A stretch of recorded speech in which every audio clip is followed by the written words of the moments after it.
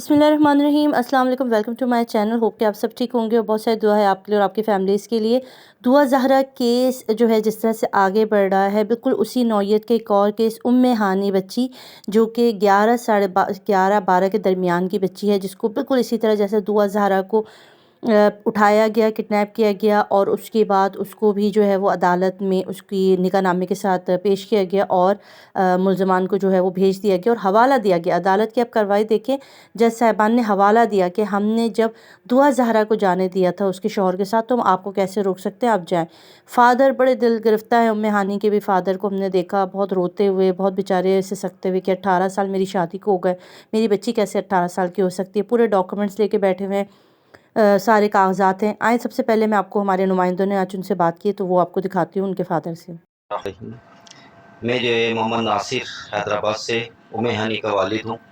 मेरी बच्ची जो है वो 21 तारीख को 2 से ढाई बजे के दरमियान में जो है सिलाई सेंटर गई थी। उसके बाद से वो लापता हो गई।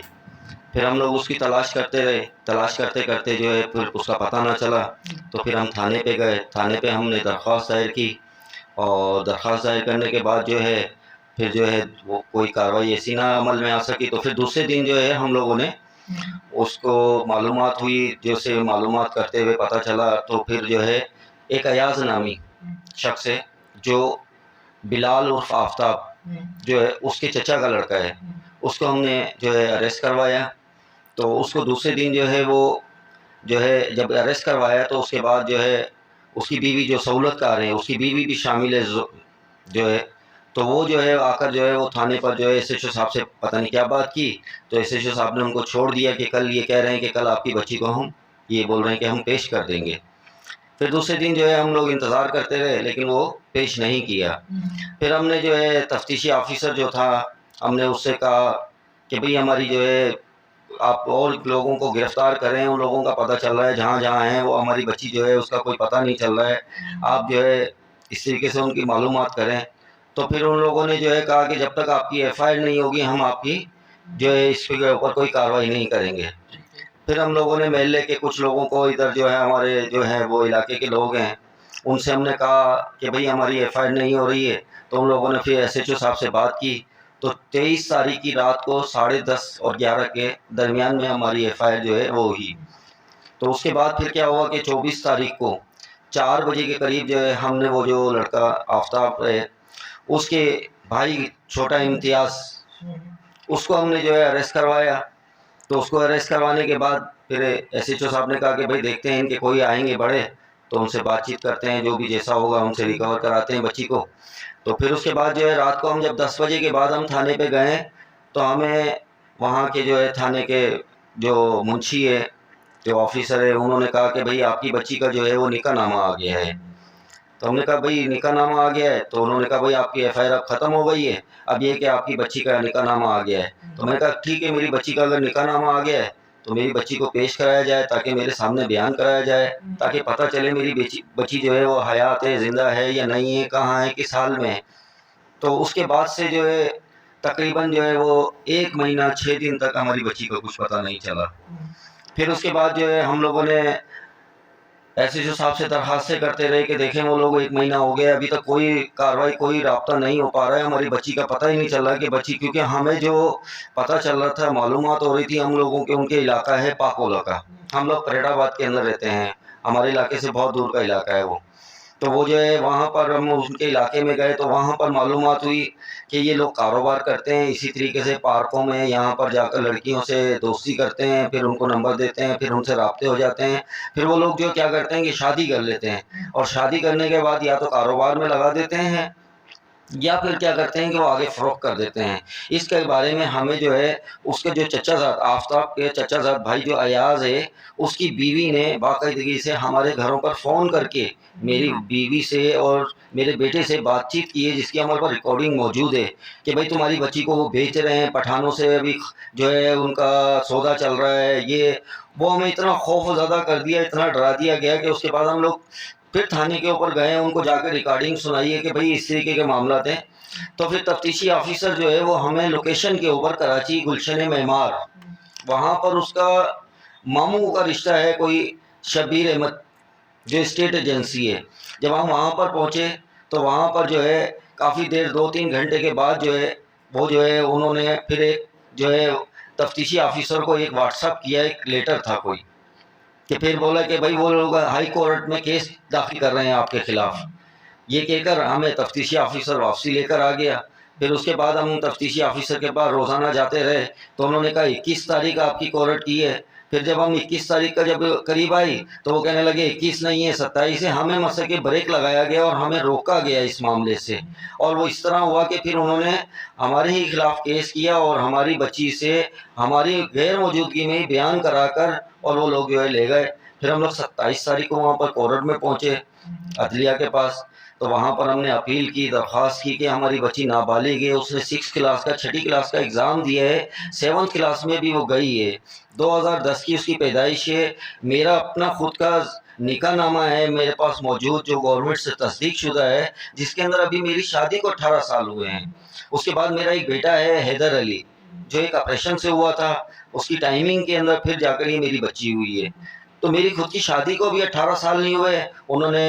عدلیہ کو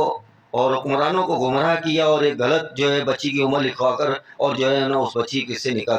کا جو ہے نا وہ نکاح فراہم کیا، اور وہ جو ہے اور عدلیہ کو گمراہ کر کر اور وہ لوگ میری بچی کو لے کر چلے گئے۔ جو کہ میں وہاں عدلیہ میں پہنچا، میں نے درخواست کی جج صاحب سے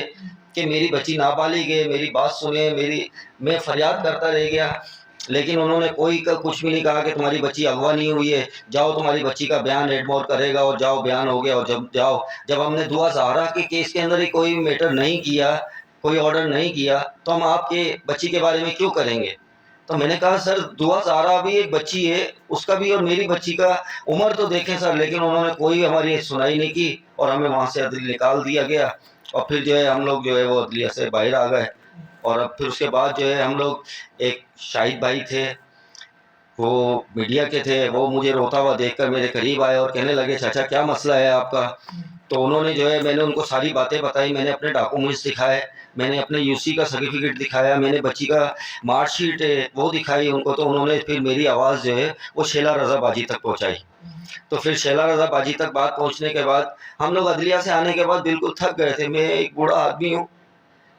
تو میں بالکل ہمت ہار چکا تھا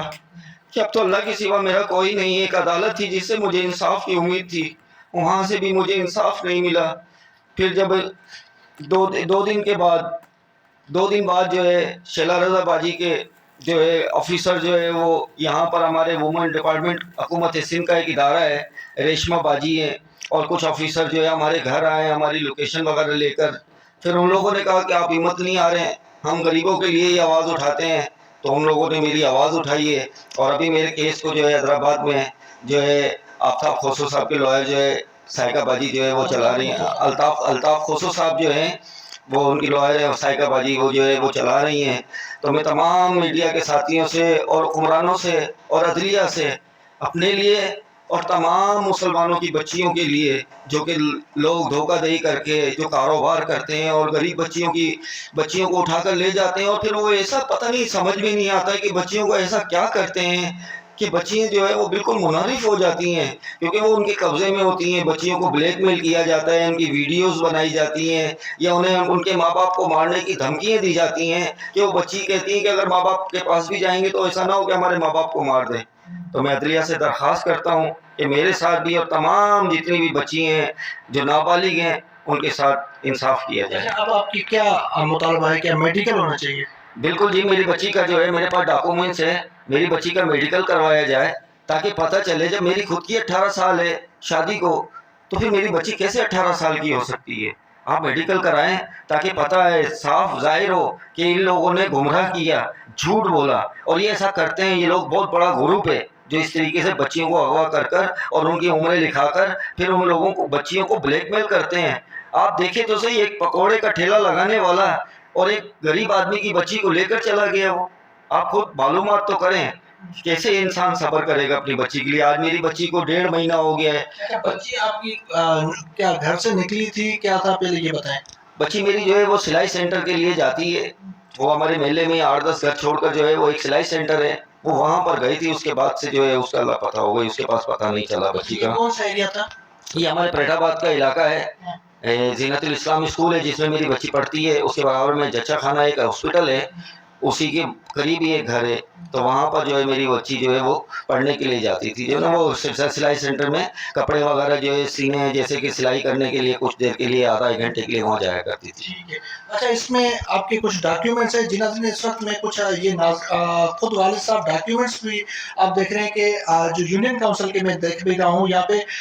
وہ ڈاکیومنٹس اس وقت ہاتھ میں ہیں، اور یہ جس طریقے سے دعا زرہ کا کیس تھا اسی طریقے سے والد اپنے یونین کاؤنسل کے ڈاکیومنٹس لے کے اپنے ہاتھ میں ہیں، لیکن کیا اب دعا زرہ کے کیس کی طرح مزید جتنے بھی کیس ہیں، میں پہلے بھی بات کر چکا ہوں کہ دعا زرہ کا کیس ایک ٹیسٹ کیس بن چکا ہے، کیونکہ آگے جو مزید ایسے کیسز نہ آئیں اس کے لیے جو ہے وہ دعا زرہ کے کیسز میں بھی جو ہے وہ ہم نے پہلے بھی بات کیا کہ دعا زرہ کے کیس کو ایک ٹیسٹ کیس سمجھا جائے کہ ایسے کیسز میں آئیں گے تو بچیوں کے والد صاحب جو ہے جہاں ہم نے بہت سارے کیسز ہم دیکھتے ہیں روزانہ کی بنیاد پہ، سٹی کورٹ کراچی ہو، سندھ ہائی کورٹ ہو، ہم روزانہ کی بنیاد پہ کئی والدین اپنی بچیوں کے جو ہے انصاف کے لیے منتظر ہوتے ہیں کہ ہماری بیٹیاں جو ہے واپس آ جائیں، کیونکہ پسند کی شادیاں تو کر لیتی ہیں لیکن ہو سکتا ہے ان کی عمر کے لیے آج یہ بھی والد اپنی بچی کی عمر کے لیے کہہ رہے ہیں کہ میری بچی ابھی چھوٹی ہے، لیکن اس کے لیے میڈیکل بورڈ بٹھایا جائے، پلس لیگل ایڈ آفس پورا اس کا کیس دیکھ بھی رہا ہے، لیکن اس وقت اگر میں بات کروں دعا زرہ کیس کی اور ہانی کی کیس کی تو اس میں کوئی فرق نہیں ہے، دونوں کیس ایک ہی طرح کے ہیں، ایک ہی طرح کے کیسز ہیں۔ یہ والد جو ہے وہ حیدرآباد کی رہائشی ہیں، آج میں حیدرآباد آیا ہوں ان سے خصوصی ملنے، کیونکہ پلس لیگل ایڈ آفس کی جانب سے یہ رابطہ کیا گیا تھا کہ آپ جائیں، یہ کیس بھی جو ہے وہ اسی طرح کا ہے جس طریقے سے دعا زرہ کا کیس تھا، دیکھا تھا پہلے شروع میں جس طریقے سے ہم نے دیکھا دعا زرہ کا کیس بھی پلس لیگل ایڈ آفس کے الطاف کوسو صاحب لے کے چل رہے تھے، اب دوبارہ جو ہے ہانی کا کیس ہے۔ شیلا رضا نے بھی بات کی کہ اس بچی کو بھی جو ہے وہ انصاف دلایا جائے، اپنے والد جو ہے وہ انصاف کے منتظر ہیں، انہیں بھی انصاف دلایا جائے۔ تو اس وقت ہم یہاں پہ حیدرآباد میں موجود ہیں، ہم دوسری ویڈیو میں آپ کو جو حیدرآباد میں ان کی کیس وکیل جو لڑ رہی ہیں ان سے بھی ہم بات کریں گے۔ جی آپ نے سنی یہ بات، اور اس کے بعد اب آپ دیکھیے گا دوسری ویڈیو میں ہانی کے جو وکیل ہیں جو اس کیس کو لے کے چل رہی ہیں وہ اس کیس کے بارے میں کیا کہتی ہیں، وہ میں آپ کو آپ کی نیکسٹ ویڈیو میں دکھاؤں گی۔ ضرور آپ نے ان کو بھی سپورٹ کرنا ہے، ہانی کی بھی اتنی سپورٹ ہونی چاہیے جتنی دعا زہرا کی ہے۔ دعا زہرا کیس ابھی پتہ نہیں، ابھی تک دعا زہرا اپنے گھر نہیں پہنچی ہے، جب تک وہ اپنے گھر سیف طریقے سے نہیں آ جاتی تب تک ہم نے بات کرتی رہنی۔ اسی طرح ہانی بچی، یہ بھی ہماری بچی، یہ بھی ہمارے قوم کی بچی ہے، ان چیزوں کو بے نقاب کرنا بہت ضروری ہے۔ اگلی ویڈیو آپ نے ضرور دیکھنا ہے۔ اب مجھے دیجیے اجازت، اپنا رکھیے گا بہت سارا خیال، اللہ حافظ۔